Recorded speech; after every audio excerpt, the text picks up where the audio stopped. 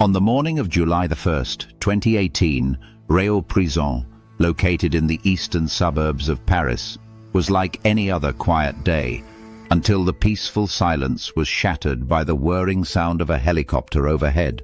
This was no ordinary flight. It was a machine of liberation meant to carry away one of France's most infamous and clever gangsters, Redouane Faïd.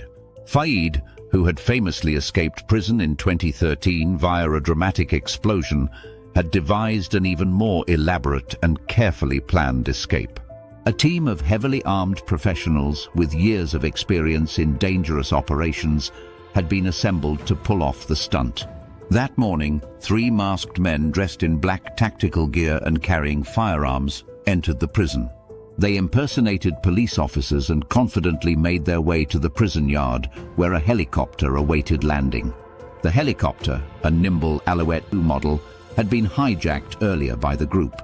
The pilot was forced at gunpoint to land inside the prison yard, a rare space not protected by anti-helicopter nets. As the helicopter touched down, the team sprung into action. Smoke bombs and tear gas were deployed to confuse the guards and inmates, facilitating the operation. 2 members used cutting tools to break open the visitation room door. Inside, Faïd was meeting his brother.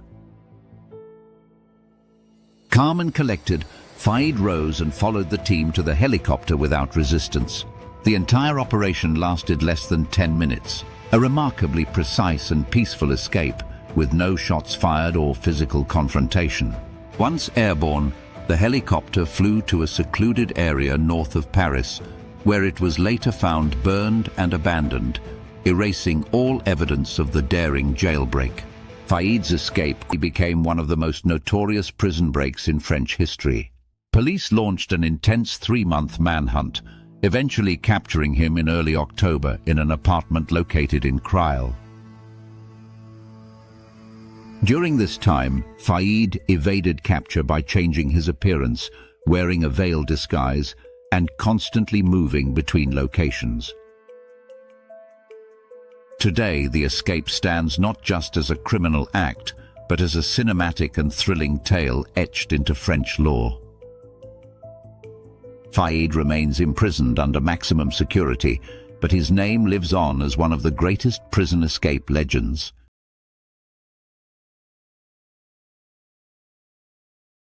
The Banco Central Heist, shadows past 2005 Brazil. The economy was booming, yet corruption and inequality ran rampant. At the Banco Central branch in Fortaleza lay the nation's largest cash reserve. But behind its steel walls, a plan was unfolding that would shake history. Fortaleza, a bustling city in northeast Brazil, known for its beaches and vibrant streets. In its heart stood the central bank, tall walls, armed guards, alarms and CCTV systems. Antonio Candeira, a man with a murky past. From petty crimes to contemplating armed robbery, he always sought something big and flawless. He created a facade company called Fortaleza Gras. They bought gardening tools, hired staff, and obtained construction permits. Bank security never suspected the facade house across the street. They rented a small house, bingo. From its basement, a tunnel began, 78 meters beneath busy streets, 4 meters deep.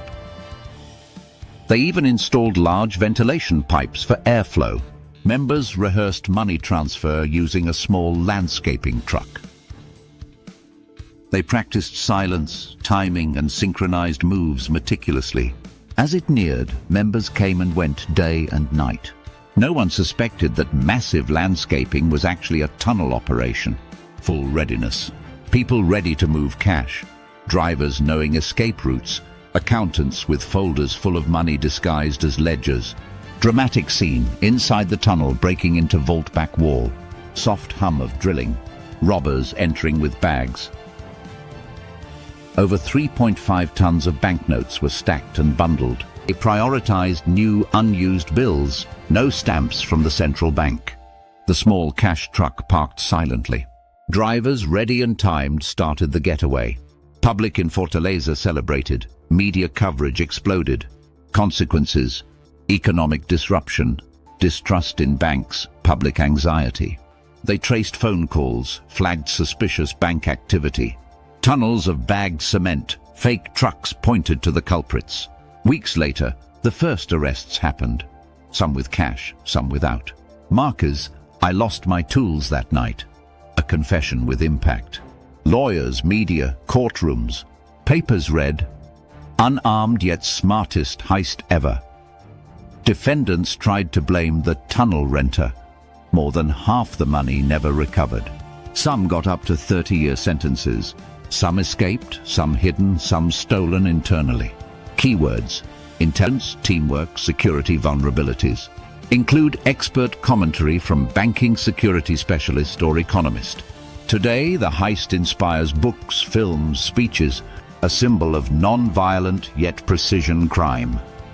Could such a non-violent heist still happen today? What lessons remain for modern security? And most importantly, is there still stolen cash buried somewhere?